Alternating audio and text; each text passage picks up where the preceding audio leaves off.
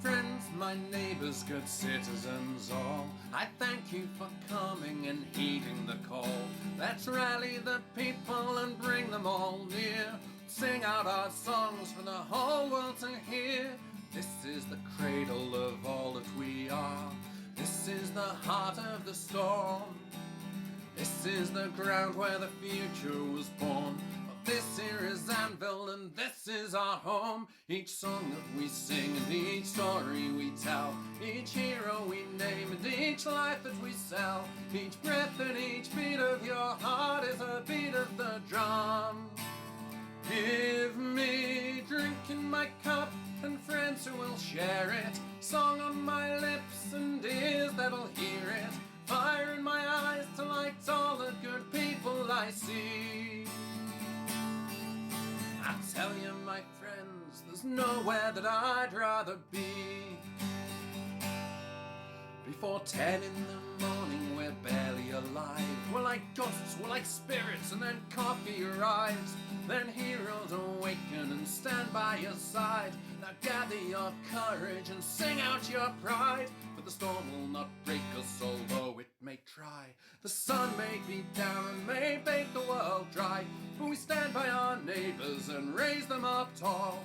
Gather your voices and scream out the call.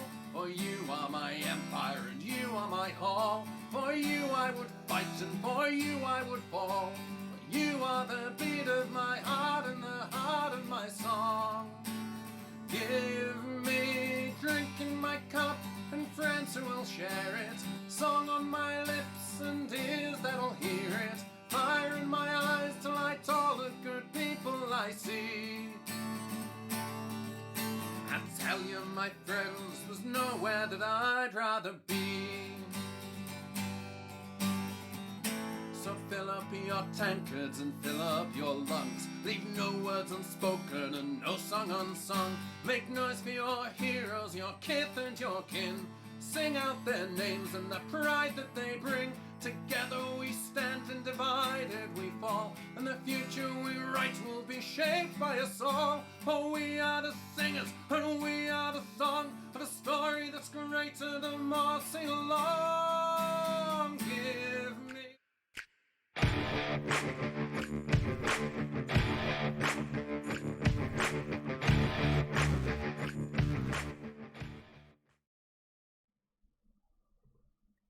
Hi everyone, hopefully you can hear everything all right.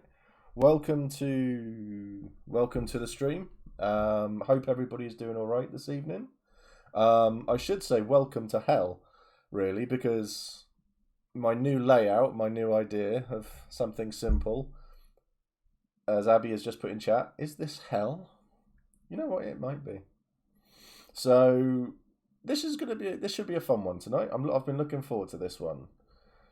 Stories. This is the thing that we all get from Empire. This is the thing that we all chat and talk about and all of that sort of stuff. We get to just talk about things that we've done, we enjoy and we love. So a really good thing that all of the new players will be good for is talking about the skirmishes and the battles and getting the perspective from both sides, and hopefully we can relay a little bit of don't do this, don't do that, do this, this is great fun to do, and stuff like that. So it gives a little bit of an education as well, so hopefully that will all be that'll be good.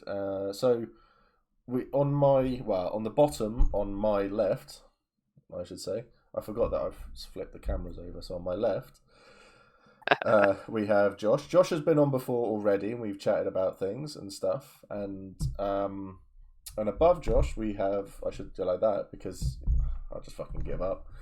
Above Josh, we've got Mark. Mark hasn't been on stream. So do you want to tell us a little bit about yourself, Mark? My name's Mark. I have been playing Empire since, E1 year one. When I actually had a character. I spent a year playing that character and decided that I liked fighting more than anything else. And at that time, you could volunteer to just monster skirmishes and monster like a lot of stuff. And I just decided to do it full time. And I haven't looked back.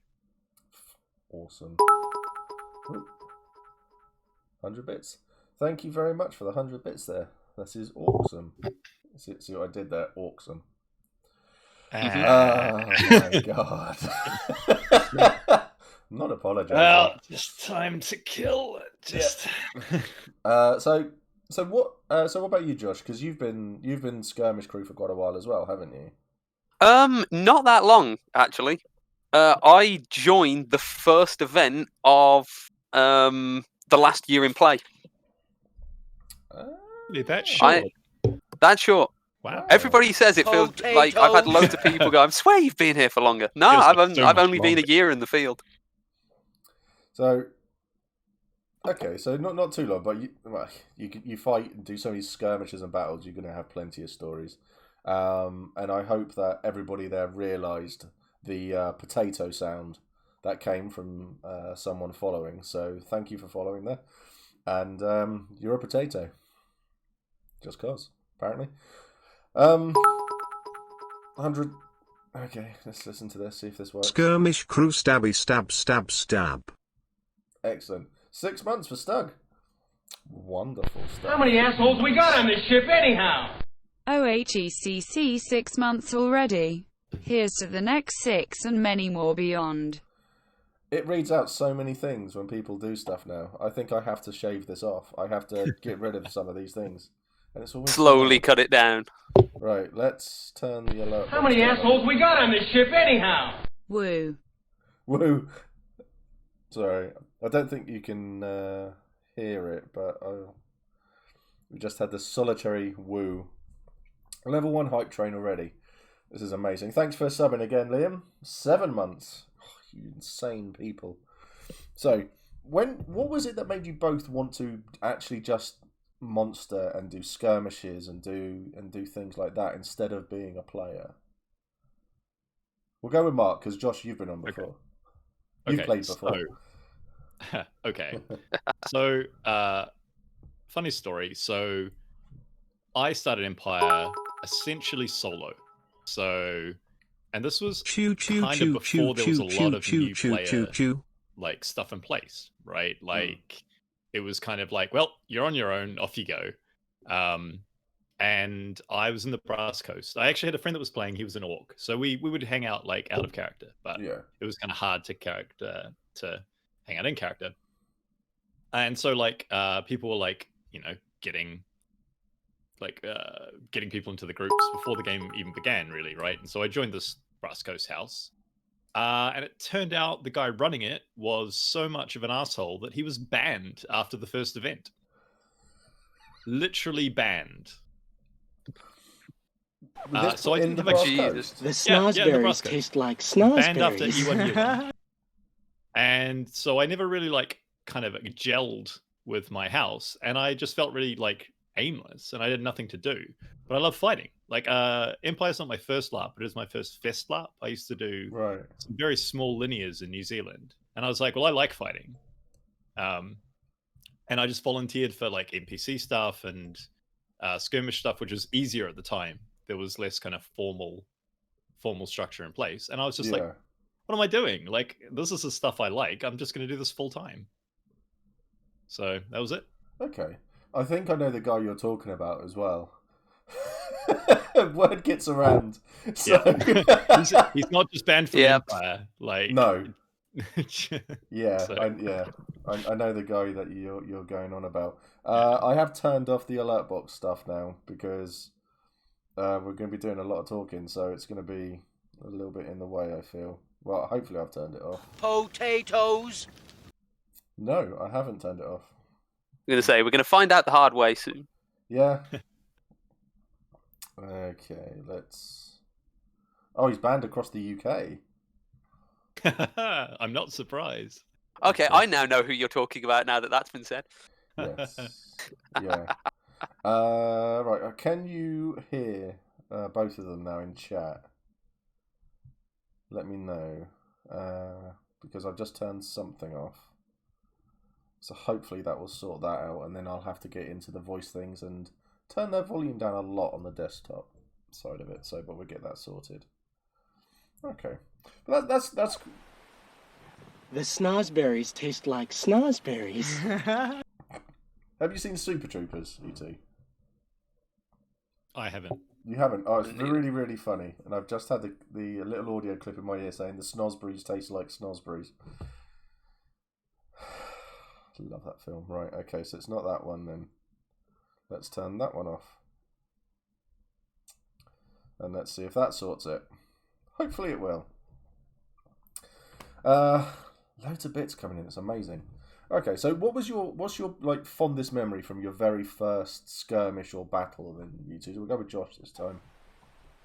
The snozberries taste like so snozberries. we'll go first battle, because my first Friday night wasn't the best because I got hit hard in the eye and had to sit out the rest of the skirmishes for the evening, because being in the woods in the dark with no peripheral vision and no depth perception was a bad idea. Okay.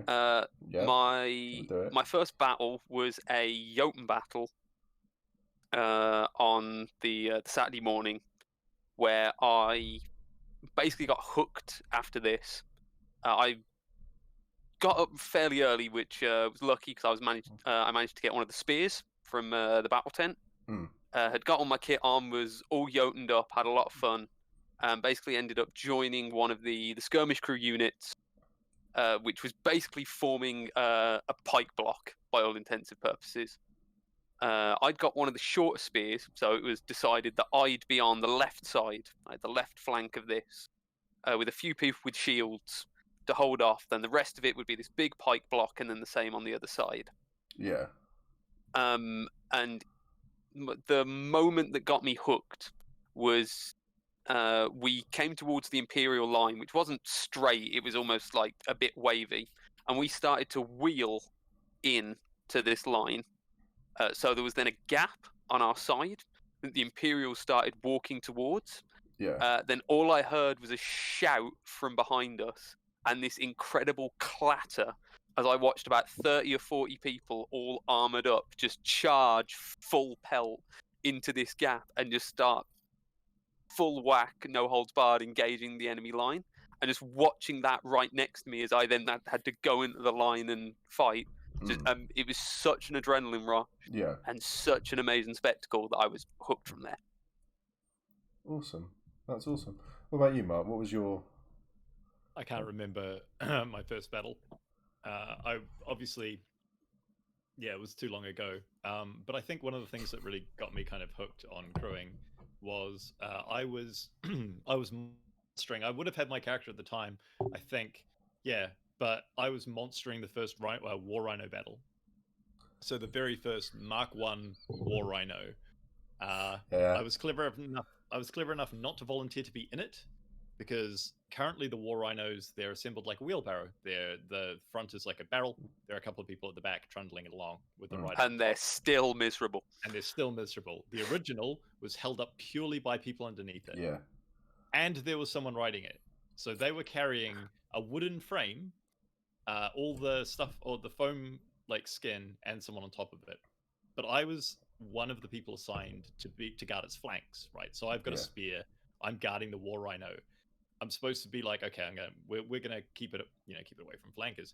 Every time I turned around, it was gone, because it had just gone through their lines. It just trampled everybody. Yeah. And like I was like, it's over there, and there's just a swathe of like dead, like crushed Imperials in its wake. And we have to like jog after this Rhino, and just like the scale of it and the look of it was incredible. And I was like, wow, this is it. Like, this is what I want to do.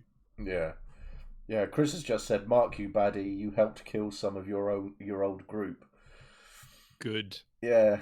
See, I was monstering that battle as well, and I was watching it from the flank as I remember Wintermark and a load of other Imperials just met it head on and got crumpled. They just decimated. And it was hilarious at the time. Absolutely hilarious. But it became, for me, that was the defining moment. Seeing a War Rhino there and being able to, as a player, come out and go, I have killed a War Rhino or a land shark or one of these big monsters, because they're great.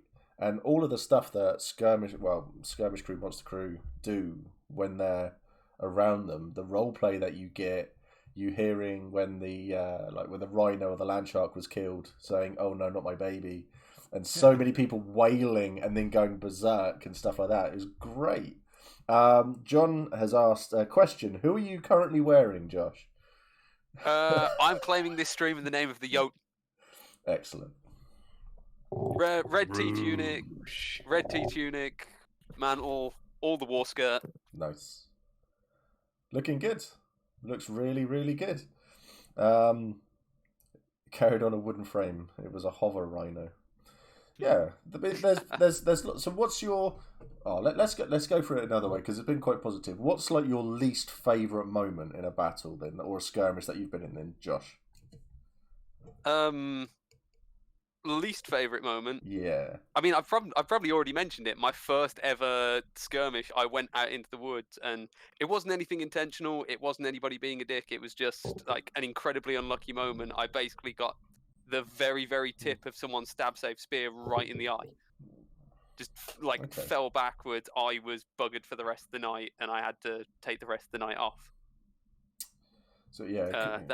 So did that mean that you weren't unable to do anything at all? Could you NPC or anything like that to help? I wasn't really able to do much, and I basically got told by the medical guys that I probably could, but the problem was it was starting to get dark by that point. And like I said, walking around the campsite and walking around the woods and places like that, in the dark with no peripheral vision and no depth perception, so I'm just going to be tripping over everything. Just sounded like a recipe of how to hurt yourself more. Yeah. So I was basically told no on that one. Okay. No, I mean, safety always has to come first, doesn't it? So. But by the next morning, I was fine and able to go chasing after people. You just wanted to have a drinky, didn't you? That's all that was. I didn't go into camp either. Really? I didn't. No, I didn't go into camp that night. Okay, fair enough. That's cool. What about you, Mark? What's your least favourite moment or least favourite thing? Well, there was that one when no one showed up. Oh yeah, that was the other miserable. We were waiting in the rain for like 20 minutes and no one showed up, and we're just like, come on. To be fair, I've talked to some of the players, specifically Urizen, and they were waiting, and they were like, well, the people that were supposed to come on the skirmish with us flaked out. And so they didn't go. And I was like, well, that was a smart move, because you don't want to go underhanded. But also, both of us had a really bad time. We're just waiting in the rain for nothing to happen. And like, was that? Yeah. Sorry. So the full story with that one, because I'm lucky enough that from another LARP, I know quite a decent amount of Urizen's player base, actually. So the story with that one is all of the Urizen Sentinels, and there's pictures of them waiting as well, just soaking wet and freezing, which is tragic. They were waiting for a certain faction of High Guard to come and help them on this skirmish. Waited out the full half an hour, where they never arrived. Where then the Urizen Sentinel, who was meant to be leading their military force, didn't go back to Urizen, marched straight into High Guard, straight to this faction's tent and campsite, walked into the tent where the person that was meant to be leading this force to come and help them was sat, just walked into the tent and said, well, I guess loyalty dies in the rain, doesn't it? And fucked off. Whoa. That's worth it. Move. That's nice. I like that. No harsh language, no shouting, just a very simple. Yeah. That's harsh. Love it. That's awesome. I'll tell you my least favourite. Also, I don't know who's. I can hear something's interfering with someone's mic. Hello? Me? I can hear. It sounds like it's something's tapping on the mic. I don't know who it might be. It might be Josh. It might be you, Mark. I don't know. Hold on, I'll mute. No. I can't hear anything. No, it's odd. It's coming through. I don't know if chat can hear it at all. They'll have to let us know. But my least favourite one is where it doesn't happen too often, but it is where the numbers were wrong. So they told us You can't hear it. Okay, that's good. They told us it was a 20-person skirmish, and it was actually a 75-person skirmish. Rip. Yeah. We all turned up, and this is when I was in the Navarre. They can hear a tapping sound. Someone can hear a tapping sound. So, but I can't hear it anymore. So that's good. But yeah, we turned up and we went into the field, and it was where where you go through the portal, and then they will march you down the left towards the monster thing, and there's like that grass walkway up on the left-hand side. We were walking up there, and we saw this little group of 10 orcs just walking towards us, and we thought, okay, this is good. There's really another little force somewhere. That was the scouts. There was another 60 people behind them, all marching towards us, and we were just like, yeah, let's run. We were just like, yeah, we stand no chance. We absolutely no chance here. So we turned around and we legged it, only to have some big monsters stood behind us as well, and they grabbed us. And yeah, we fought our way. We sort of like managed to hit and run. I think we lost 2 people in that skirmish, and it was like pretty good. Well, we were in there for like 4 minutes, and that was including the time we were waiting for them to go right and go. So it was a mess, absolute mess. But it led to an interesting story, and then an apology from the refs as we were walking back, because they were just like, yeah, we've just discovered they've given you that someone has written down the wrong numbers that you were needed for this skirmish. So we're really sorry about that. Like, what about the people who died? It's like, yeah, go and tell their story, I guess. Like, wow. Oof. I've got a good players retreat story. It's my favorite players retreat story. It was a skirmish against a Jotun. I don't know where this was, because I have no idea where we were fighting half the time. But what was meant to happen was that the players were meant to engage with us, and it was meant to turn into a 3-way fight between the Jotun, the Imperials, and some weird like stone Eternals, like Eternals that were really like hyped into like fortifications, and they were pissed at everyone because they were destroying all these castles. Nice. So we engage. We're having a bit of a scrap, and then suddenly, like behind us, big rock. I think it was Andy Connell in the suit. Huge rock monster. Looms out, and he's surrounded by like little rock creatures, and all the Jotun like part, because we're like, oh, what's going on? And the players just go no, and just leave, because from their point of view, they were like, these are on the Jotun side, and we can't fight like monsters and the Jotun, and they ran off, and we were like, well, we're the Jotun, and we're gonna kill these fucking monsters. And so we just did. We had this massive epic fight, like 10 foot from the Sentinel Gate, with us being like, hyping it up and being like, whoa, like being knocked everywhere, and like heroically attacking these creatures. And then we finally defeated them, and we're like, hey, the Jotun, we've beaten them, we're the best. And all the players are watching from the portal being like, That's awesome. I did a similar one but it was the Valorn and the Jotun, and it was the Navarre with we had one winter marker with us, and we went off, and there was the Valorn on the left, the Jotun on the right, and it was looking for a spear, and the winter marker just went, I can't do this because there's a little thing going on between the winter marker and the Jotun, so I'm not allowed to fight them. And we were like, okay, well, we'll just wait. You go and have a chat with them, then we'll see what we can do. And went over. People went over, had a little chat with the Jotun about what we're doing, and they just said, we'll give you 5 minutes. Go through, have a look, see what you can see, and then get out, basically. So I wandered through the Valorn, nothing going on. As I was walking back, because there are Valorn out there that won't attack you if you're going slowly enough, or if you don't attack them. So I was going quite slowly through, and then all of a sudden I saw the Navarre and the Jotun just charge each other, and they start smacking the shit out of each other.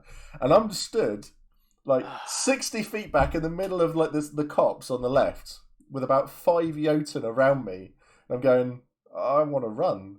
So I was like, pick up the pace a little bit, but because I'm walking a bit faster and making a bit more noise, they all turn and start like following me back. So I charge into this fight at the end to get followed. I essentially lead a rear charge against the Navarre with the Valorn. It was great. I loved every second of it. I think we lost. I think because of that we had. Oh man, it was just a mess. It was everyone fighting everyone. I got hit by the Navarre at one point, and Jotun were attacking Jotun, and Valorn were. It's just everyone was just. It was a mess. Clusterfuck, complete clusterfuck. It was amazing. It was a lot of fun. Pete, so were they the Heralds of Adamant, the stone creatures? Do you remember? Yeah, I think so. Yeah. Yeah. That rings a bell. They've not been seen since. I think they had the suits on loan. So. Okay. Oh, I'd have loved to have seen that. What has been the best heroic last stand by a PC you have witnessed? Go for it, Josh. Heroic last stand by a PC will be. It was 3 of them, where it was the last battle of the last year in play, where the Imperials were meant to hold the fort. And it was after the Jotun had gotten inside the fort with the ice giant, and we managed to push through the gates, and there was this group of 3 players that were fighting very bravely, but on the back foot and going backwards, where kept taking a step back, kept taking a step back, then took one more step back and hit the wall. They hit the fort wall, hadn't realised it was there the entire time, and just looked around like this set of panic sort of thing, as for about 5 or 10 seconds, the 3 of them realised what they'd done, where they were, and that there was basically no way out of it. There were 2 of them with shields and 1 with a spear. They were all winter markers, and they seemed to essentially just nod to each other and go, right, well, we're dying here, we're fighting. That's cool. And just stepped out, and I'm not gonna sugarcoat it. They got annihilated. Well, yeah. Because 3 of them stepped out into about 15 Jotun and just got ripped to shreds. But what a death! But like, it was a hell of a death. It was a brave ass death. That's a great death. I like that one a lot. What about you, Mark? Have you got anyone like that? So the skirmish you were on, the Wintermark one, where they got eaten by the Jotun, by the Ulfenbar. I believe you were on that skirmish. Yeah. And was it the leader of the skirmish basically traded his life? Yeah. To retrieve. I know which one you mean. Yeah. And basically just volunteered to be mobbed in combat by Jotun until he died. It was a good end to a good skirmish, in my opinion. That was the War Crow, wasn't it? I believe that one. Yeah. That was to get the War Crow back. And I think it's that. I think it's War Crow. Something anyway, but I think they actually died in the next battle as well, so it was kind of pointless, really. That's cool. That's cool. You get to see some really good deaths in the field. Mm-hmm. You really do. It's like we get to see all the good deaths. Yeah. It's like the skirmish. I mean, people monstering as well. They give good deaths there as well. And that the ones that get me are the little spitfucks that go run, that are so nippy, and that they run and they just like tap you and then they're gone, and it's just like, I'm not running after you. Look at me, I'm not running. I don't run at home. I'm not running here. And that, so you get those sorts of ones. They're the ones that do me, and they're the satisfying ones when they die. Like the generals, the ones carrying the banners. Oh my god! If you're monstering and you've got a drum, you're going to be aimed for as well. Or if you're Andy Connell as well, you're going to be aimed for in that one. Please too. do bring a drum though, because drums are awesome. We don't have enough drums on the field, in my opinion. No, we don't. It's the same with banners though. Banners across the board. There aren't enough banners out there. There's a reason why Skirmish Crew doesn't have any banners, and it's because the players keep stealing them. Because like you say, you're a target, right? And so, we could have banners, and I'd like to have some banners, but they keep getting nicked. IC and OC, right? Because the players want to hang it on their tent and be like, I defeated this, whatever. And PD have to be like, can you please give us our banners back? So we have like one at the moment, two? I don't know. We've got one Jotun and one Druge, but was it one of the Jotun ones where I think what happened with it was it got taken during a battle, and later on in the afternoon, one of our lot went into camp because it was vaguely known who'd taken it. One of our lot went into camp to go and like retrieve it, sort of thing, to find that the banner pole had been broken down and was being used as firewood, and the banner itself had been turned into a sash by somebody. Yeah. What's wrong with people? It's one of these things. What is wrong with people? I did a skirmish against a dire wolf thing, and I managed to kill it, hack its head off, and the ref said, "Right, you've got half an hour. Take the head, parade it back, but make sure you bring it back to Monster." And he took my name, he took my PID, he took all my information to find out where I was. So if they needed it sooner, they could come and get it. But he just said, "Please bring it back." With you've got half hour. So I wandered back in, wearing it, showed it off to everybody, and then wandered it back up to God. I had my thing. It was great fun. But yeah, I mean, nicking a banner is a great thing and showing it off, but actually stealing it that goes against PD's rules for a start. And then breaking it down and burning it and wearing it, fucking hell. If you liked it that much, take a photo of it and make another one. Made, yeah, and make it yourself. Do that. Nice Fun and story, simple. I delivered the Iron Tide banner to the Iron Tide. It was made by a mate of mine. So in character, I walked it into camp. I think I'd already started crewing at the time, so but you know, got the whole like, "What are you doing here?" from the orcs, and I'm like, "I've got your banner," and they're like, "Whoa!" That's awesome. And we don't. My unit, we don't take our banner into the battle because I can't be trusted. Because I don't like. I spend half my time behind lines and running away and stuff because I'm just hit and run and all of that, and so I can't be trusted with it. But yeah, losing if a player lost their banner, something that they had made, and then the monster took it, you know that it would be put in God, waiting for you to go and collect it, or monster or something, or a monster or an orc would do that and turn up with it, and just such. Yeah, that's probably wound me up more than it should have done. But it's one of those things. What's done is done. But yeah, but perhaps some players should actually offer to make banners for Monster and have them deliver them to Monster, and say, "Here you go, have some banners." That would be kind of good. The EMUs have their own banners, which is really nice. One of the things that is kind of like slightly sad is that we don't get to fight as a unit in the big battles.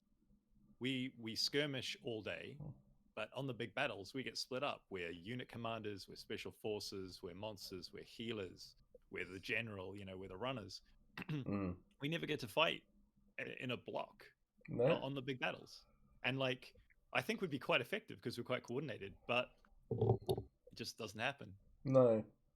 Well, that sucks. That does suck. All right, we've got a few questions now as well. What skirmish moment do you wish you could have recorded in slow motion for all time? We'll go you, Mark, on this one. I gotta think. Or Josh, if you've got one now. I know exactly what mine is. Yeah, go for it. It was again last event in the field, and it was one of the evening skirmishes. It was on the main field because for that event, Skirmish Crew built almost like that palisade fort out on the field, which was a pain in the arse to put up and like take down, but man, was it cool while it was up. And next to each of the entrances was one of the towers, almost like the wooden platforms you can stand on and look over the palisade. Yeah. That would usually be in the fort in the woods. for like the skirmishes that were going on in the evening. I'd basically taken my role to be the lookout / guard sort of thing. So I was stood on top of there, looking out, trying to keep an eye for anybody who might be attacking. I was playing the Jotun at the time, and I was Ouvenoir, so one of the great weapon wielders. With like I got my great sword standing next to me, was looking out. Anyway, the Imperials came through. I had shouted them and was trying to coordinate people and things like that. And it was a group of, I'm not sure what faction they were from. I'm not sure what nation they were from, because they were fairly normally dressed, should we say. There wasn't anything too identifying about them. Yeah. But they seemed to be more skirmishy and basically rushed the entrance next to where I was. Okay. A few of them got through, and my response to this was basically jump down off this palisade, sword in hand, and the second I hit the ground, swing the great sword down, got the last person in this group that was rushing the entrance, who had no heavy armor on, in the back and with an impale, and watched him just drop off of this jump, as I just jumped from like 7 feet off the ground to perfectly hit him across the back and call impale. Nice. Like that in slow-mo would have been That would have badass. been good. That would have been good. Okay. Mine's not nearly as dramatic. It would have looked incredibly cool from the player's perspective, in my opinion. Yeah. And it was incredibly fun from my point of view. So this is from the mass battle against the Winter Husks a few years back. One of the only like full Husk battles, right? And we were split up, and we were like Winter Heralds that were leading groups of these Winter Husks, right? And Winter Husks are like reasonably rare to fight, actually. You know, everyone's fighting the Valorn, the Spring Husks. Winter Husks are kind of, they're similar, but there's a few little rules differences. And so we were like sub commanders of these groups, right? Yeah. And these are fast zombies, right? These are like none of the shambling around.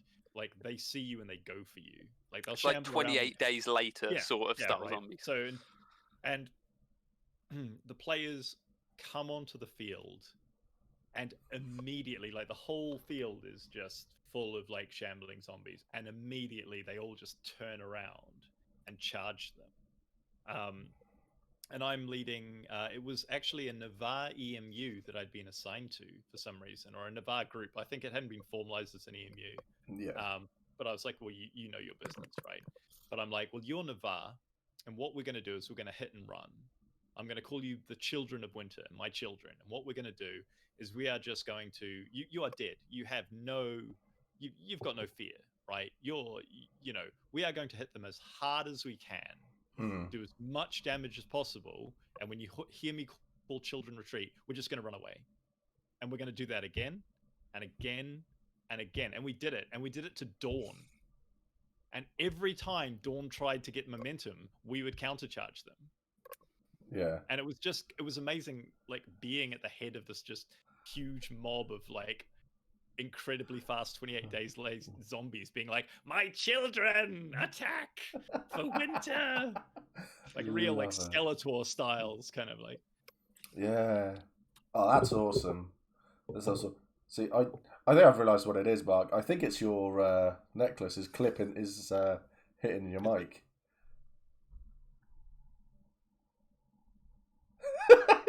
It looks like you've got little legs, like little chicken legs. I can take it off. I'll take it off and see if it helps. Yeah, let's see if it helps. Yeah, we thought for the stream this evening we'd have one representative of the Jotun and one representative of the Druge. I'll tell you who I miss fighting the Druge and the Grendel. I really do. Well, the Grendel is going to be a bit of a break-in, just because Feroz was given up for a reason. Yeah, wow. And then... yeah. Better? Yeah, it seems to be better. There we go. Now we've fully claimed this stream in the name of the Odin. Marching to battle by night or noon. So Abby has asked, do you ever feel bad for killing a player's character, and does it affect your game? Josh, do you want to take this one first? Can do. So sometimes there are characters that you do feel bad for. Just because either they didn't know what they were getting into, or the reason they died isn't necessarily their fault. Right. Okay. Sort of thing. So there have been, for instance, there was the one that immediately springs to my mind was the last year in play and my first event. There was a Navarre skirmish that started 15 minutes before time in. Where they were trapped in a fort by the Valorn. Yeah. And there was a player who died on that, where that was his first ever Empire event, and he genuinely died before time in even technically happened. Oh man. Oh. That is a record. That's brutal. Which, yeah, that has to be some sort of record where I died. My character was dead before time in happened. My character was minus 15 minutes old. To which we, after the skirmish, obviously we picked him up, shook his hand as like a well fought sort of thing, and he didn't entirely know what to do. Where we basically told him, look, what you're gonna do, you're gonna go to God, you're gonna change one vowel in your name. You're then gonna make every single skill the same, and then you're gonna walk back into the Navarre camp as if nothing has happened. You haven't even been on. You haven't even been into Anvil. You haven't been on the field. Nobody has a clue who you are. It's fine. And scenarios like that, you feel kind of sorry for people. But the general thing is that most people who are on a battlefield or on a skirmish are there because they want a fight and they know the risks involved. Like if the person who's armored to hell has all of the chainmail and has drank all of the potions and bought all of the gear for them and is stood in the front line fighting 45 minutes straight, goes down, then they entirely knew what they were getting in for. And if they go down, they went down fighting the good fight. And that's kind of part of the game sort of thing. And I think it'd weaken the game and make skirmishing and battles and things like that so much less fun if there wasn't that sort of risk. Yeah. Because it's the risk, it's the chance you're taking, it's the reliance that you're putting on your own ability and your own skills that makes it feel good when you win. It makes it feel good when you overcome the enemy that's put in front of you. And without that risk of death, then the battles and the skirmishes become trivial and become cheap, and they're not as fun and as big a high risk activities as they are. I mean, I was going to say to add to that as well, you get the flip side of that though. The players who have got all the armor, all the equipment, all the potions, and all the skills, but it boils down to I don't want my character to die. And they will do things which they will talk about their character doing all day long, but when it comes to actually doing it in a battle, they will be one of the first to turn and run. They'll be one of the first people out of there. I've seen it a lot from that side, and it does annoy me. In character, it really annoys me. Out of character, it's, well, you're making a decision, it's up to you, you're playing it. But in character, I will happily shout at everybody who does that sort of stuff. So... cool. But that's an entirely and kind of cool and interesting conflict and roleplay interaction that's created by that sort of mismatch. Oh yeah. I've called so many people a coward. It's unreal. And that gets feedback. I mean, especially if they're Dornish, and that they don't like that. They really don't like that. So, but yeah, I've come to blows with people in that field who are an Imperial as well. And then the other thing is, and I like maybe say it's the same for Mark, is the fact that on the Skirmish Crew side and the Monster Crew side, we have kind of the same sort of ideal where we want a good fight, we want a fun fight. it's not fun, and it's not a good time. Basically, just being the monsters to be fed to the players. No. To essentially just make them feel good and give them an ego boost. Because I've been to LARPs that have done that in the past, and it's like not as fun. No one likes being a speed bump. Yeah, nobody likes being No. the speed bump. So that's one of the reasons why I believe there's no like technically like new player skirmishes. Like there's the new player skirmish, but they ran a few skirmishes which were like lower spec monsters for like supposed to be aimed at new players. And I was like, oh, this is a good idea.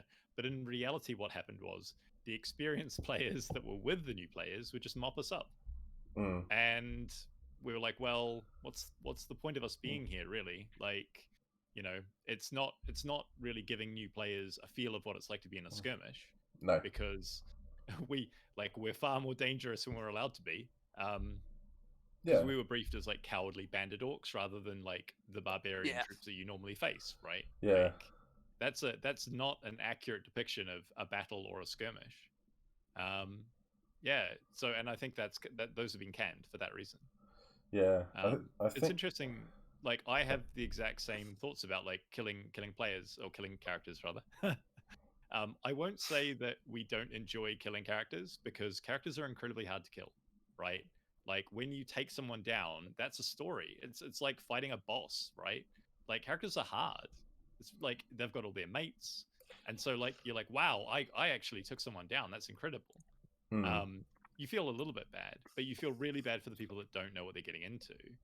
And I have a very similar story where I think it was a bunch of winter markers started on Timon fleeing from the Jotun because the Jotun had just seized the territory and they're fleeing. Yeah. And we like as a Jotun, we caught up to these a couple of women, and I was like giving them the choice. I was giving them the big role play because I didn't want to just murder them. I was like, oh, you have to submit to us or we're going to kill you. And they're like, well, that's not fair. And I'm like, oh, I'm the Jotun and blah blah blah. And they're like, no, like this is our first game. Like this is like literally. And I was like, okay. And I leaned in and I was like, look, out of character, just over there are some Imperial orcs. I can see them out of the corner of my eye. They're coming for you, right? They're going to rescue you. What I'm going to do is I'm going to stand here and yell at you for a while. And then they're going to come over and rescue you. And you need to get out, right? Because I don't want to ruin your first game. This is stupid. You were like, they were literally like, we weren't told what this was. And I was like, well, that's unfair. Like, it's one of the only times that I've really been like, break character to be like, look, that is unfair, right? So, and I did that. I stalled. I was like, you know, giving it the big Jotun I am. The Imperial orcs came over and rescued them. But as the skirmish finished, I met them going to God because another pack of barbarians had caught up with them again. Oh no! And it was like, oh man, like, oh, that sucks. Like, you should not have been allowed. Like, you should have been briefed on what this was. You know, this was not your fault. This wasn't a case of being unprepared in character. This was a case of not being briefed properly out of character. And I felt really bad. I felt really bad for those people. Yeah. Like, and I'm one of the people that have played like a Siaka Herald that's eaten someone alive, and like, you know, a Druge torturer, like, you know, showing off to their mates. That's all fine, right? That's game. That's IC. But like, yeah, no, that's not fair. those poor people. Yeah. I hope they stayed in the game. Oh, I do as well. I really do. Oh, that sucks. Oh, it's oh yeah, that's just bad. I mean, I've done I've done a similar sort of thing for a new player, but I ended up getting punched in the face by a steel gauntlet because of it. And there's stuff like was that the young lass on the battlefield? Yeah, yeah. And then there was the other one where it was the young lad who pretended to kick you in the bollocks and then legged it for the line. Yeah. No. Yeah, you do. I mean, you do a similar thing and stuff like that because you want to like people enjoy the role play and stuff. But this was before in Monster and stuff where they were saying, "Don't do this, don't do this. You can only do this if you are this," and things like that. So it was a lot more about. Well, we just did the role play because that's what we thought would be good. So a new player and you help her up and stuff like that. She's wearing all this new armor and she goes, "It's my first event." It's like, oh, and I spent all this money on a full suit of armor, and it's like, oh. I was like, well, pretend to punch me in the face. There's your lot over there. Run, and she punched me in the face. the blood it was unbelievable. It was. You gotta laugh. You gotta laugh. I would like to point out though that like I as a rule we don't take pity on new players. Like that was very much Players are players. Like if you come on a skirmish, like you should know what you're doing, and we will attempt to stab you basically. Yeah. Given our brief, right? Like it will happen. Yeah. Yeah. I quite like it because I find that new players can be a lot more vicious than the more experienced players as well, and stuff like that. So, Matt asked, "What's your favourite tribe to play as?" Either Grendel. Grendel. I love the Grendel. Yeah. They are hard as nails. They have great skirmishers. I'm a skirmisher at heart, not a line fighter. So give me a wave rider like squad either to command or to just run around, and I'm extremely happy.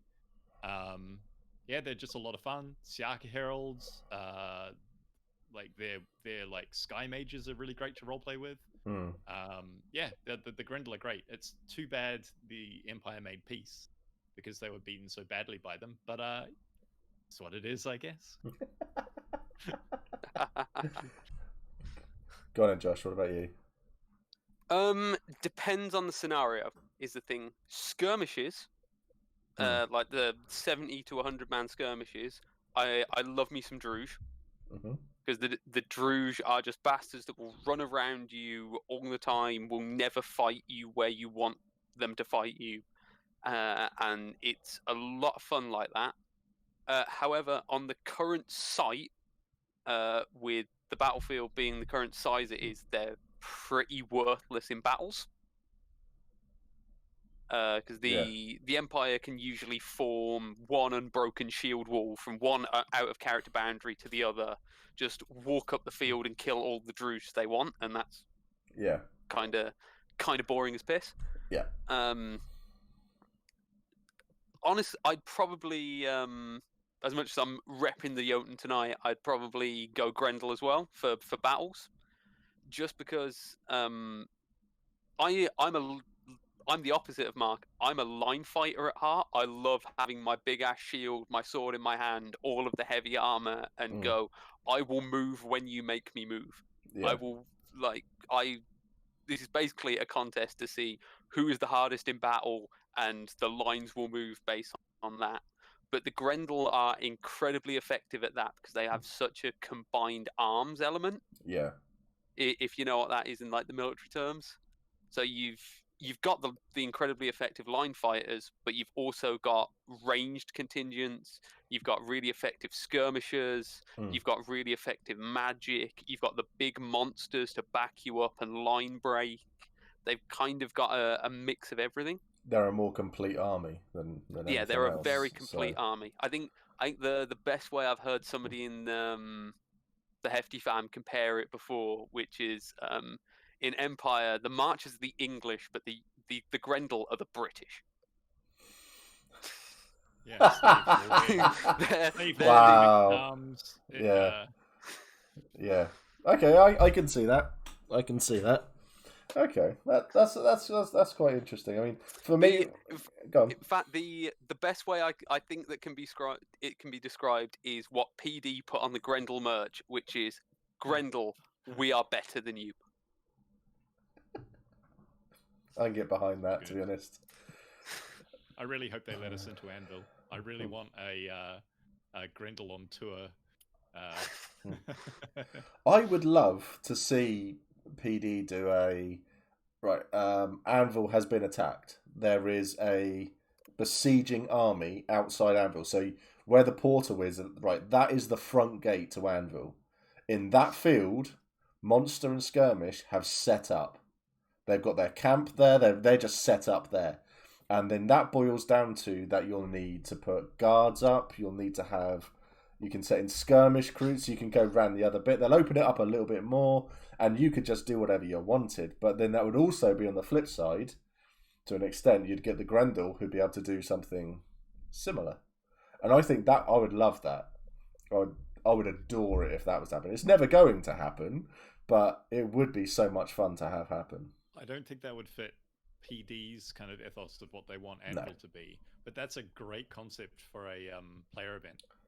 That'd be a kick-ass player That'd event. be a perfect player event. Write it down.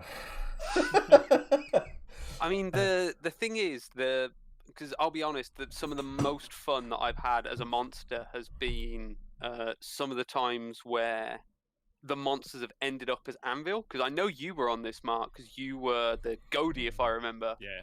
But the I'm last always year in Goaty. the last year in the field, when the Jotun turned up to Wintermark's fighting tournament Oh god, yeah. in the middle of the Wintermark camp, that was for us. That was insane fun. Yeah, it Like was one so because good. the fight was amazing. The fight we got was brilliant. It was so hard. It was as much Yeah. as we lost. It was so back and forth. It was so hard. PD forgot to give me herbs. I had to beg them from Wintermark. Yeah, I remember that. That was hilarious. Oh man. But also the amount of amazing role play that all of us got as players came up to us and started asking us all these questions and asking us to do this and where are you from? Where have you marched from? What have you done this? Of which I'm going to be honest, half the skirmish crew didn't know. Were generally just going, we're from here, right? Yeah, we've marched from this place. Fucking I had a hell. great chat with Skywise Fowl, I think. Yeah, Skywise Fowl. At that, yeah, we had because I was like, look, he introduced himself and we were like, having a chat, and I was like, look, I got a question. Why are you following the human religion? It's really weird. Like, why have you subjugated yourself to this like alien concept instead of like worshipping the ancestors properly? And we had a chat. It was great. That's awesome. Really, really fun. Like we do a lot. Like, oh no, carry on, Josh. I believe we ended that by going back to one of the Wintermark like mead halls. We all got sat down on tables, and with like Wintermark, we sat down in the middle, and all of the Wintermarkers were opposite us.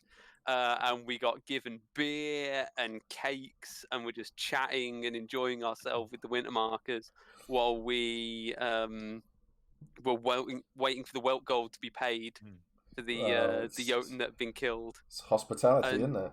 Yeah, and just chatting and enjoying ourselves and having this amazing role play, and then marched out of Anvil with, I think it was the Dunnings that were marching on our left, both of us in like double stacked lines, them singing their songs, all of the skirmish crew singing as the ancestors call. Yeah, I was right at the back because I was still chatting to Skywise Fowl, and I could see you guys getting further and further away, and I'm like, uh-oh. As like the orc, like, oh no, I'm on my own, kind of kicks in, and I had to just be like, I have to go now, and just ran off because I was carrying the money. Like they'd given the weregild to me as the Goatee, of course. So, and I was just like further and further away from the group, carrying all the gold, and I'm like, I'm gonna get shanked. I'm gonna get shanked like right now, and I just had to be like. Casually having 200 thrones on you. Yep. In the Anvil field. I would have shanked you. Happily shanked you for that. One of the things to remember is that Skirmish Crew is technically NPC crew. We're the battle section of NPC crew. But we do a lot of it, we do a lot of NPCing actually. We do the orc vision stuff, like the ancestor visions that they have every year. That's always crewed by Skirmish Crew because you need a lot of people in good orc kit. Awesome. We were the ghosts in the Wintermark pilgrimage to the swamp. I was one of the I was there for that one. Yeah, that annoyed the hell out of me. That one did. When they send like delegates into Anvil that need like bodyguards that can fight, often that's us. I've been involved in a Druge diplomatic mission into Anvil in the middle of the night. That was good. Diplomatic. No, we were very diplomatic. Okay. I'm not sure how much I can talk about it, but it really scared a lot of people what happened in that. But at the end, they tried to arrest one of us for murder for various reasons. We'd killed a thrall that we'd brought with us by poisoning them, and they tried to charge this Druge for murder, and like I got away. Troy, who was playing the other Druge, was charged with murder, and I was like, and they tried to have a trial and stuff. What they didn't do is take his weapon away. So yeah, that's why I put my head in my hands. They didn't disarm anybody who was at the trial. So when Troy got bored, he just started cleaving people, just like surrounded by unarmored people. Unarmored diplomats and senators who were going, "You're going down for murder, and this will show the Druge what's sure what. You're sentenced to death." No, I'm not. Like, the Druge definitely didn't send like disposable mooks on this mission. Boy, they're gonna really miss that one guy. That's fantastic. The orcs and the NPCs in the swamp. I was that close to getting some really juicy bits of plot. And one of the ghosts, he had his eyes fixed on me, and he was walking towards me, and I was like, plot. And then some guy went and stood right in front of me, and he got the plot. And I was just like, I'm going to murder someone. I might kill everyone here, in fact. So I think I was the only one armed as well. There's like, I will kill you all. But I was answering a question in chat. It was indeed the Urizen Druge meeting. Was it? Yeah, I saw that one. That one's just made me think I need to probably crack on with some of these questions coming through in chat. The last thing I'll add about the monsters being in Anvil was the other amazing thing about the Jotun in the last year was watching how players reacted when we came through the gate into Anvil. Because it was genuinely, we walked through the gate, paused, and then I think it was Zach, one of our pretty well-known guys, blew his horn. Yeah. And it was watching every player turn their heads, and about 2/3 of them run to tents to grab weapons, run for other people standing along the street just staring at them. The other highlight was as we were marching to Wintermark. We had to march around the corner to the Wintermark camp, and of course, on the bottom of the hill there is the gate into the Navarre camp. Watching one of the Navarre walking out of there, and their full, very obvious Navarre kit, basically come to the bottom of the gate, just go, huh, and then run back to the Navarre camp behind them. Yeah, because my camp in Wintermark is right by that gate, so we're camping right there. And I remember a load of Navarre walking down the hill. They've got all their armor on, and them coming over and going, so they're a Jotun here, and it's like, yeah, they're fighting in a tournament. Yeah, the Imperial Druge come to cause trouble. And that was it. And they were just like, the tournament. It's like, yeah. It's like, well, we're going to go and have a word. It's like, no, you really don't. really, really don't. It's like, because you'll be surrounded by Wintermark at that point, and it'll be bad. I don't want to kill my family because I was, But no, that was good. I remember that. I loved seeing them all walk in, and it was a nice sight to see you all marching down across and everything. It was really, really good. So I love that sort of stuff. Right, so we sort of dealt with Chris's question there as well, because you basically said that your NPCs and stuff, you do all of that as well. So Carl has asked, do you ever go for drinks later on and see players you've killed their characters that day and been like, here, have a drink. I've heard you've had a bad day. So I haven't done the here, have a drink. You've had a bad day. The awkward one was because after hours there's sometimes the late night rolls sort of thing. Yeah. And after hour skirmishes and things that happen in the woods. I did a couple of them.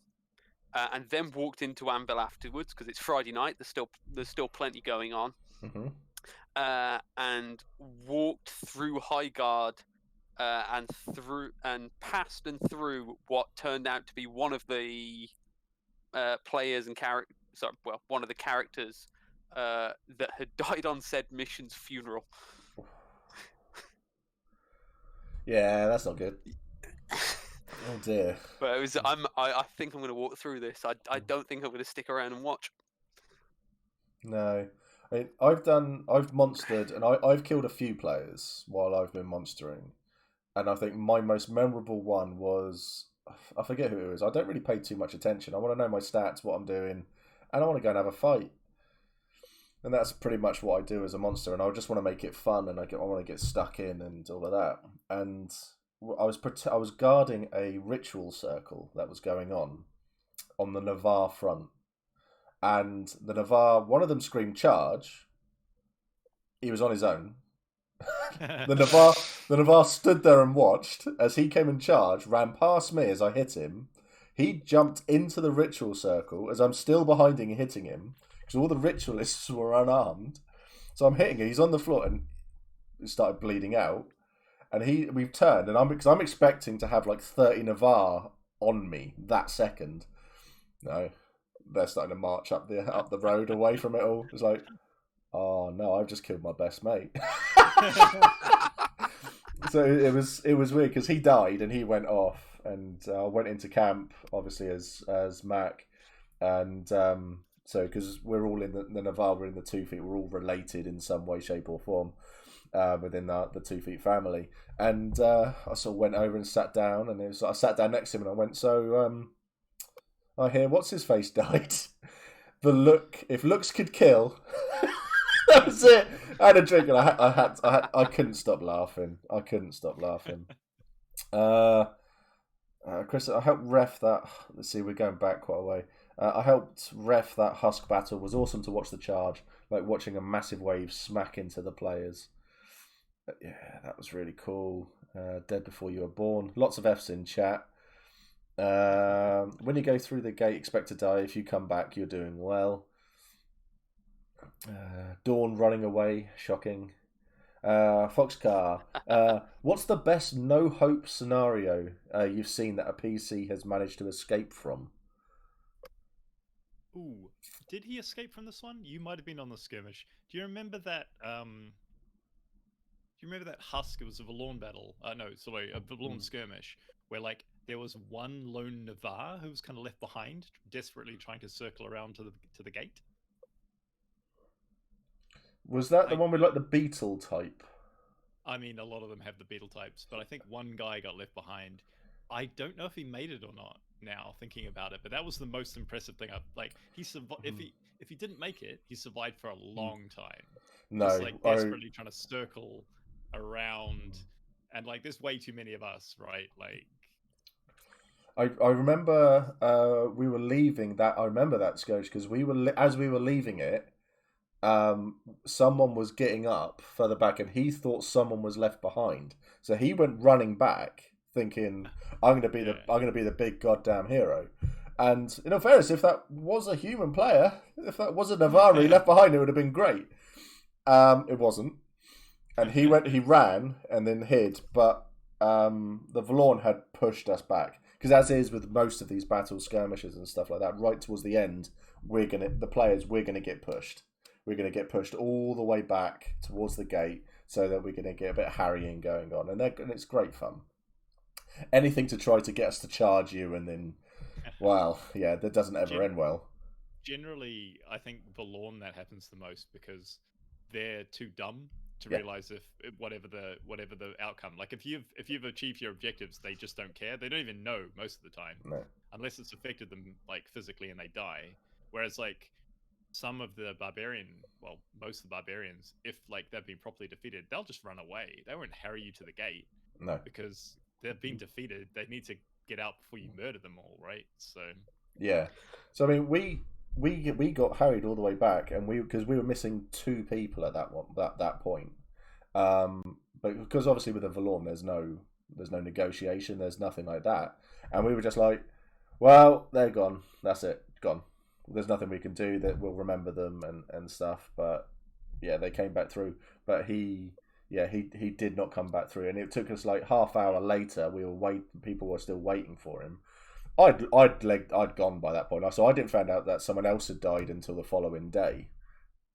Didn't know his name. Didn't really in character. Didn't really care because it's like, is it one of us? No. Oh, that's all right then. And that was pretty much the way of it. But yeah, I remember that one. And I remember seeing him and him saying that he got chased for like a good. he outskirted round, and the refs were calling him back because he would have run to the other side of the woods if he could have done. Yeah. But he got called back and was literally told, the gate's over there, run in that direction. If you get through, you get through. If you don't, you don't.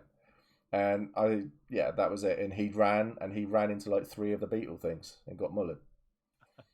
You can't. 1 on 3 of those things, you don't stand a chance. You just don't. But yeah. So, what about you, Josh? Have you got one? I'm trying to think. There are definitely stories of players surviving against the odds, but nothing that's like insanely out there. I sort have. of thing. God, I have one where I've survived against the odds. And this was E3, year 1, and I had monstered against Dawn, and a rather large guy wearing full suit of armor. Where I had, do you remember in the original site, Mark, where you had to, when you're on the main path, you had to jump to get into the woods, or you could just sort of cross and stuff, and it wasn't great. I was, we were going against Dawn, I got pushed back, and I slipped, and a Dawnish guy had slipped as well, and he tried to ready himself by planting all of his weight firmly on my knee.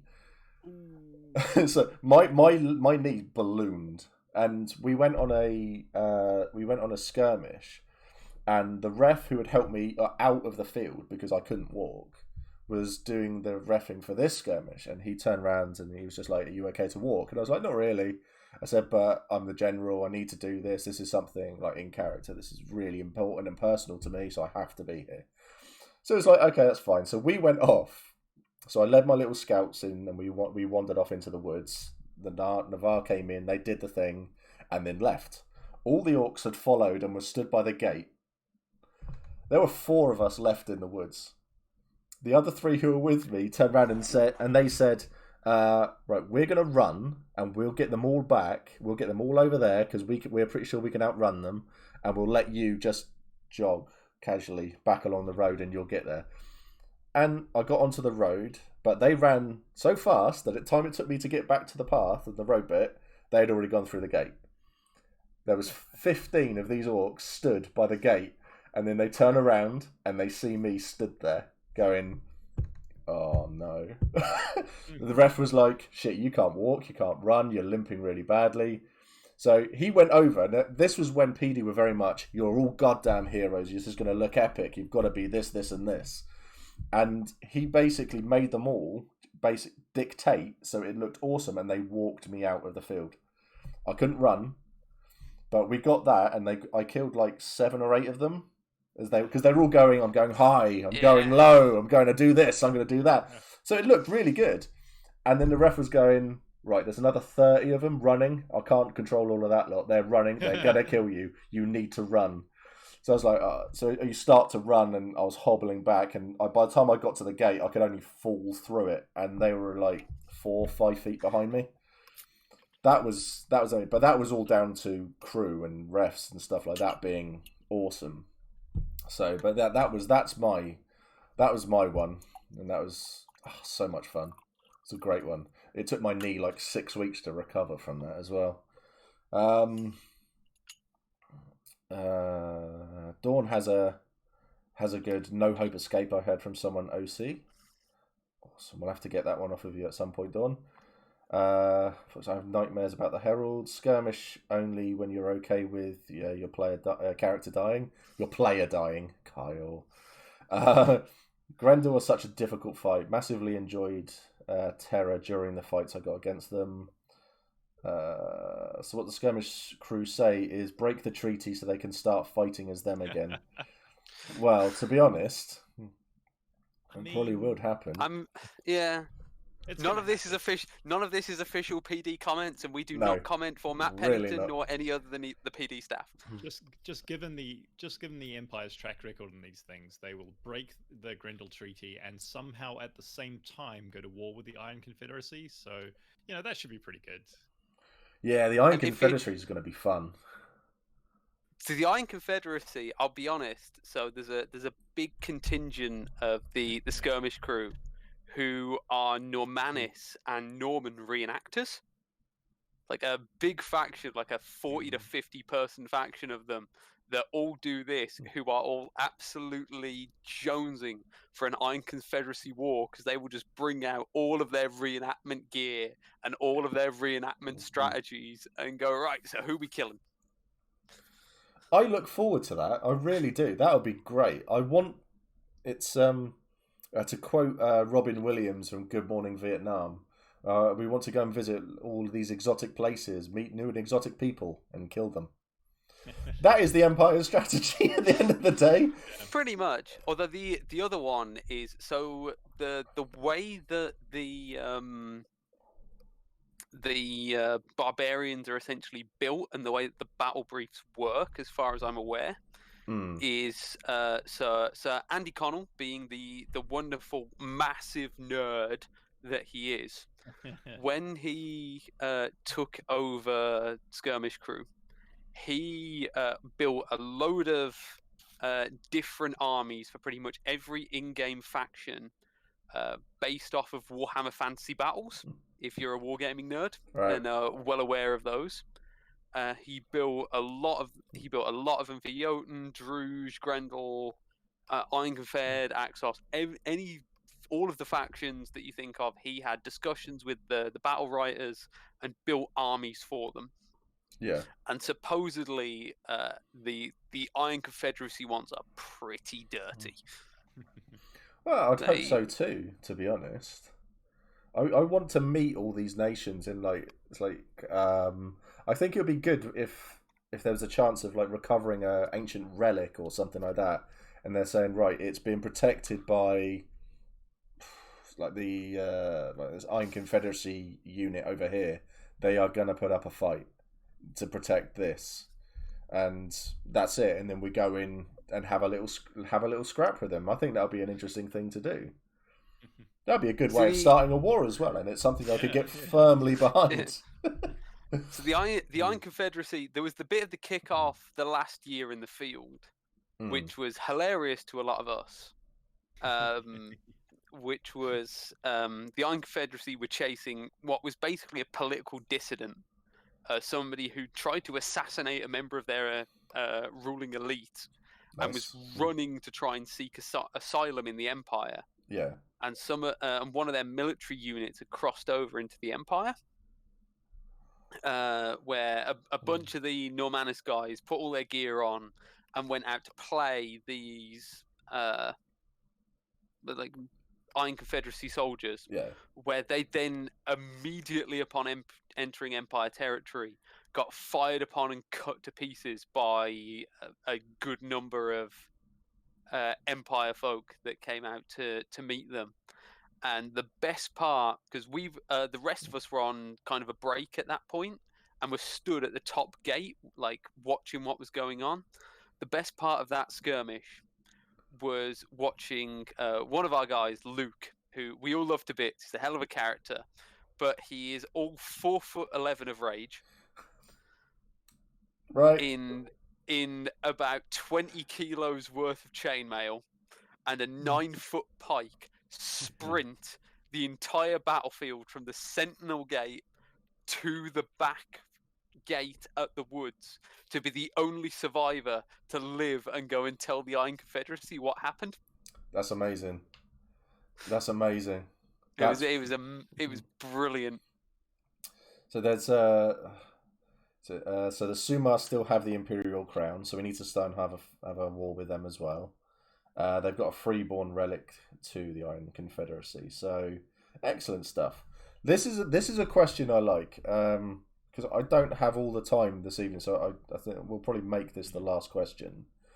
I like this one a lot. Which is the hardest nation to fight against, and which is the easiest nation to fight against? I've been thinking about this. It's true. I saw the question, and I can't answer the easiest question one because it depends on the people. Right. Like any nation with like inexperienced people or like without like low morale, or they'll fold. Like, and that can be anyone except the Imperial Orcs. The Imperial Orcs are the hardest people to fight on that field because they have the aggression and the skill and the hardness to back it up. Like, people can be aggressive and they'll push forward, but they can't back it up, or they don't have the hardness to back it up. They don't have the hard skill, or they don't have the will. Like, and because they're such a small nation, they don't have large amounts of new people, right? Like, they'll have one or two. So they're constantly supported by this rock hard group of heavily armored monsters, and so fighting the Imperial Orcs is hard, really hard. We almost crushed them in a last stand scenario. I think it was one of the Jotun battles where they'd got inside the fort, but we reclaimed the fort with them inside it, and they held. We were fully surrounding them. If they hadn't have held till reinforcements turned up, they would have died. But they did, and that's the thing with the Imperial Orcs. They're tough. They're really tough. Josh? So, hardest to fight. Again, it depends on the people who are there, and it also depends on the faction that you're playing at the time. And the barbarian nation you're playing at the time depends a lot. I'm going to back up Mark and say Imperial Orcs, no matter who you're fighting, are hard as fuck. They are tanks who will just stand opposite you and not care. You can run into them full pelt with pretty much whatever you've got and won't care. Yeah. The other one is, and it's a more specific situation, which is when they've got a proper bill block set, the marchers. Yeah. So the marchers, when they're disorganized on on the same level as everything else, but when they're in their specific situation, they can only be attacked from the front. They're holding a choke point. They've got their proper bill block set with all their support behind them. You're not going to break them. Okay. Yeah, you're just not going to go through. There's nothing you can do. Okay. Easiest. Again, it depends on the day. Because it depends on so many things. It depends on morale. It depends on the reason they're fighting. It depends on how many people have turned up. It depends on how hungover those people who have turned up are. Where you, Mark's laughing, genuinely, there's a noticeable difference on the Saturday just because more people are hungover than the Sunday. In factions, because there's more booze in Anvil. Yeah. And all the bars are still open. I don't know if I had to put a faction to it. You put a gun to my head and say the easiest faction to fight at Empire. I will hasten to add, this is Josh's opinion. This is not official. Entirely this is my opinion, Josh's opinion, and is nothing to do with PD. And it can also change at any time depending on how hard I get my ass kicked in future events. But Dawn has a habit of throwing away people needlessly. Honestly, when you hear the scream of glory, it's look over and see how many people die in that glorious attempt. Yeah. I agree on that, but I think across the field though, I mean, I agree with what Bearded Viking has just said in chat as well. Drive a war rhino into that bill block. I think that depending on the people is the big thing, because the generals and the people who are in charge of units make a massive difference. So Rachel, the Marchers, Rachel, obviously I'm not going to use surnames or anything, but when she is in charge and she was leading the bill block, it was incredible to watch.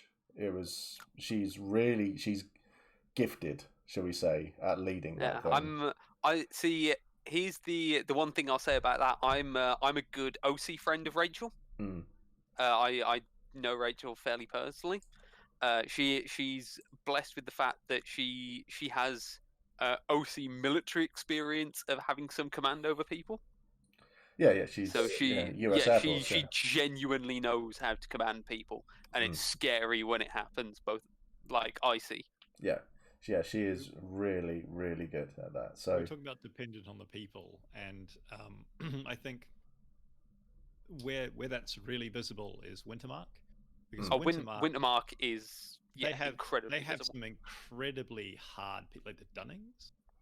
Like they're just like you can't stop them. But then because it's such a huge nation, you've got a larger amount of new people or inexperienced people, and they may be clustered together, and that will be a weak point. And so you've got these two poles of like incredible strength and like, you know, skill, and then you know, new people. And so on a bad day, the new people will break and rout, and the hard people will have pushed too far forward, and the whole thing will collapse. And that's not like a function of the nation. It's just, well, it's a function of them being so big. Yeah. So and Unicorn Prawn has hit the nail on the head there. The Dunnings are a huge nation indeed. The Dunnings all fight together away from Empire as well. They do a lot of stuff together, and they have some OC hard skills as well that are really, really on point, because they do, I'm not going to say what they do, but they do a lot of training, and they do a lot of leadership roles and things like that. So they are fantastic. There are people within Wintermark. I mean, this is from my experience, because whereas I have military experience as well, but I try not to use it in the field like Rachel would as well. So I will on occasion scream and shout and push people in the right direction because it gets things done. But majority of the time, I'm Mac. I want to run off and be a twat and do stupid things because it's more fun for me. But when you see certain people take control within Wintermark, you know it's like, oh no, they're in charge. Right, this one's going to go badly. I'm moving my unit over there. We are going so far away from them, it's unbelievable. And then you see them say, oh, this person and this person are doing it, and they're in charge. It's like, okay, yes, this will be all right. I'll be over here this time, then we'll be nearby, and we'll lend support. But more often than not, I want to go. I'm going to go over and support the orcs, because that's great fun. So when the orcs lead the armies in, my unit is generally following the orcs in, and then everyone else comes in afterwards, because we're a shield breaking unit, which is something that is slowly becoming a thing in Empire, which is great. It's the wonderful thing of shatter. I would remove shatter from the game. I know you would. That's why I didn't mention it at all throughout this entire stream. So in the last battle of the last year in the field, I was one of the Cath and Cannae heralds who had shatter, and it was an incredible power to feel. Yes. But mentioning the Dunnings, and just like the fact that depending on who's on the field and how they're feeling and everything like that, this is the example I'll give. So we'd got that battle, the last, at this point, genuinely the last battle that happened at Empire. Yeah. And you had the entire rest of the field. The Jotun had managed to advance on the fort. We managed to push them out of the fort, and we're holding them, the Imperial forces, outside the fort at this point, slowly pushing them back. Where Wintermark, let's be honest, and I think it's unjust, because a lot of the time they don't deserve it. Wintermark gets a lot of stick and gets a lot of memes made about them that don't necessarily deserve. They get a lot of shit from some of the parts of the player base. Wintermark, with the Dunnings kind of as the spearhead, started pushing back. They were pushing back on the our left flank, the player's right flank, and were moving us back in towards the fort. A lot of our forces were being redirected to try and hold them. And then a call came down the line that a parley had been called in the middle of the line between the the Jotun General being played by Evil. Evil got such an ego boost from this; it's incredible. I think he's still riding it. But Evil and his emissaries and the Empire Field Marshals in the middle, where this parley got called, and the whole of Wintermark, and particularly the Dunnings, stepped out of their line and shouted, "What the fuck are we stopping for? We were winning!" Where Evil, the Jotun General, then came walking through us all with a couple of the heralds next to him and went, "Well, you might be doing amazingly, but the rest of your line have all just surrendered." And are going home. Where I have to correct you on that, because the Dunnings were on the left, so that it would have been your right, and the place holding on the other side, that was the Marches up there, because I had been with Amberlane up there. My unit had been up there, and we were really struggling because there was the tree. You had the fort, and you had a tree, and there was a bit in between a fence and the tree, and we were pushing through there, and we were holding there and forcing more people to come up to us. And then it was when it sort of stopped, and the Dunnings, and when your lot went, "Oh, we're stopping," and then the Dunnings charged. That was a big thing as well. Well, I will admit it has been the best part. It's been 2 years, and I am also a bottle and a half of mead down at this point. Yeah, no, but that's all good. The like defining moment of that was watching Evil step out in front of the Dunnings, go, "Well, the rest of the Empire line surrendered," and watching who was, I'm guessing, the leader of the Dunnings at the time, just look left, look right, look straight at Evil and go, "I fucking hate the Empire sometimes," and walk off. Yeah, they marched out. Yeah, it was good. That was really, really good, though. I did, apart from the ending, I really liked that. But we were losing that flank. We were people, because it's the big thing is where people aren't trained and they don't want to run back in. So their character's been knocked down, they're dying and whatever. They get picked up, they go back, they get healed up again, but they're very reticent to then come back and join where they were. So the line just gets thinner and thinner and thinner, and we're there going, we've got to pull back now. So we're screaming for support and stuff, and then you see all of these people over by the medics just stood there. It's like, "Are you fully healed? Are you fully healed? Yeah, we're all fine, we're all fine. Well, come and join us." It's like, "No, I'm waiting for my general." Like, I think the entire Skirmish Crew really enjoyed playing the Heralds of Carthagena because that was so much fun. They were so much fun, and we'd been on the receiving end of so many shatters from the Imperials, and like to finally turn it around and be like, "Well, guess what? Like, now your artisans actually have something to do. Yeah. Now, like, we get to break you." And like, I was loaded with jam. I was one of the ones that just had like a wand and a tiny little shield, loaded with like all the mana and the personal mana I could carry.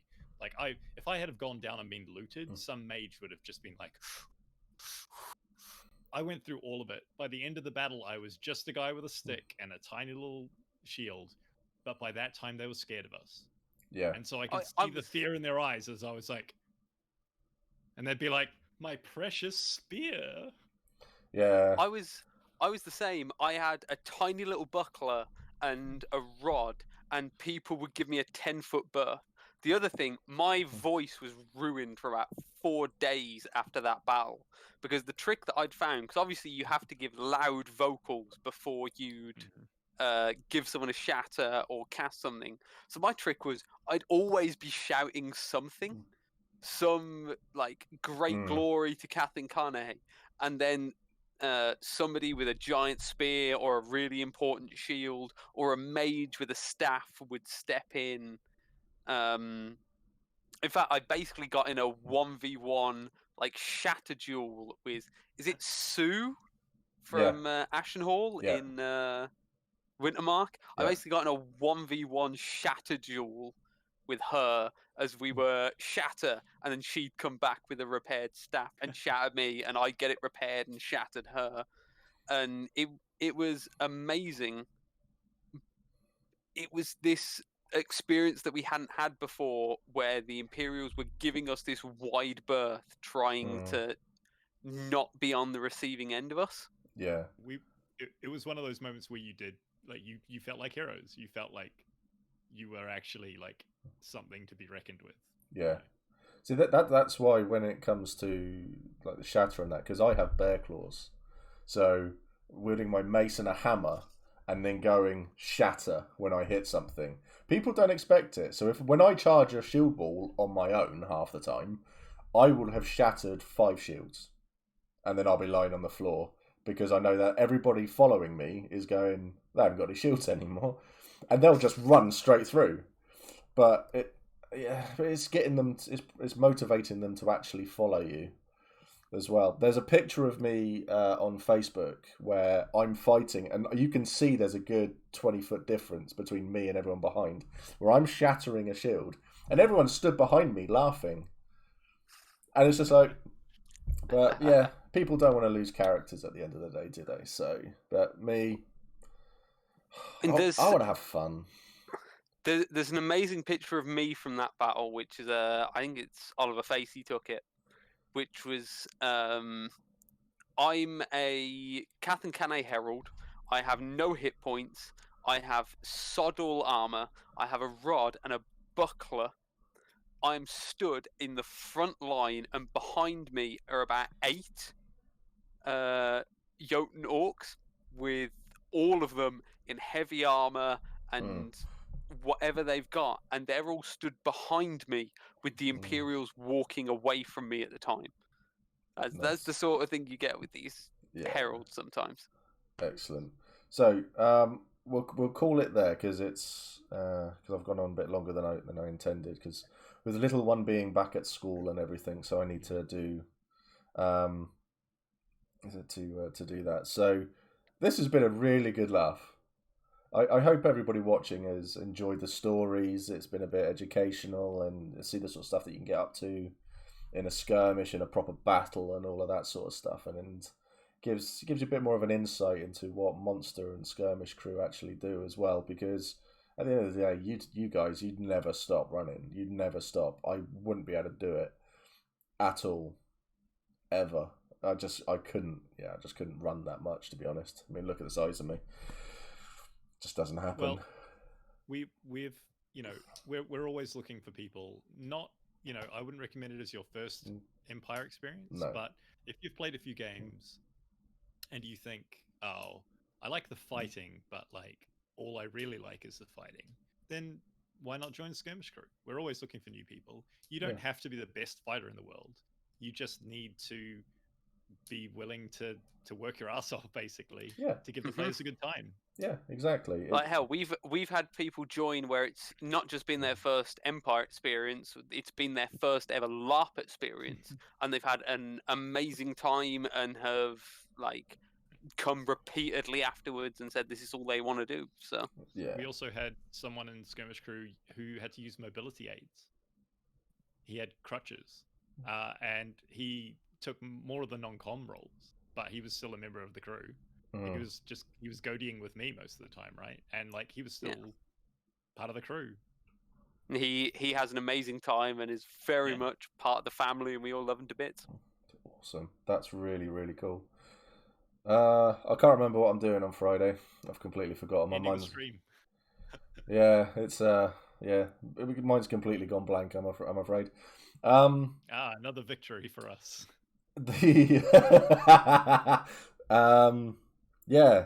Fridays you're 100. What's it? No, it's not. Let's see. It's that's next SOT. week.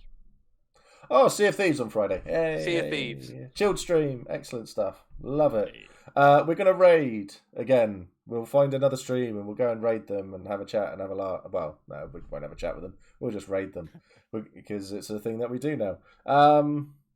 Thank you so much for coming on, guys. It's been fantastic. Thank you for having us. No problem. It's always a pleasure. Yeah, we'll do another Monster and Skirmish thing again. I'll see if we can get Andy Connell on or something, and we can I think closer to the event, and we'll see about chatting to people and give them a proper idea. Try to do this to Monster, give them and lead into an event and give people a proper thing for it. So I think that'll be good. Right. So yeah, thanks for coming on, you two. It's been fantastic. Thank you everybody for watching. Always fun. Thank you for the bits. Thank you for those who followed. Thanks for those who have subscribed. It's absolutely awesome. We are the Hefty fam is growing so quickly at the moment. It's unbelievable. We are doing really, really well. Next week I'm doing the tent giveaway. So you're a new player or you don't have a bell tent, you got a chance to win a tent. So you know things. Yeah. So that's it. I hope you like being in hell, guys.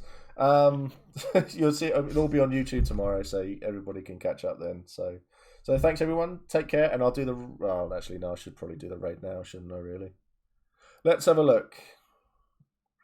Who are we raiding this evening? Right, we are going to raid. Oh, they're playing Valheim. Love Valheim. I cannot play it enough. So it's this one.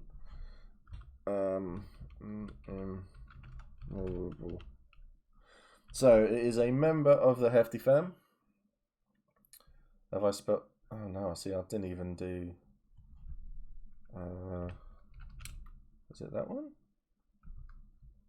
See, you would have thought I would have done this before.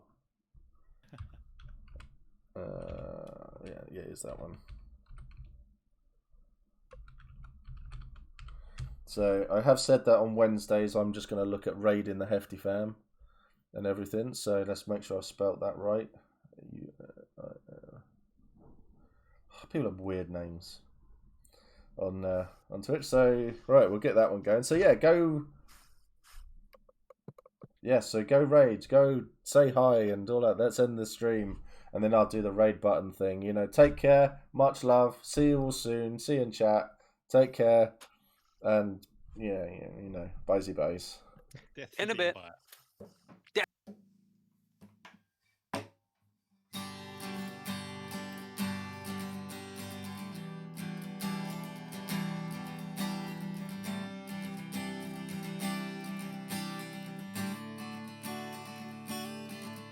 My friends, my neighbors, good citizens all, I thank you for coming and heeding the call.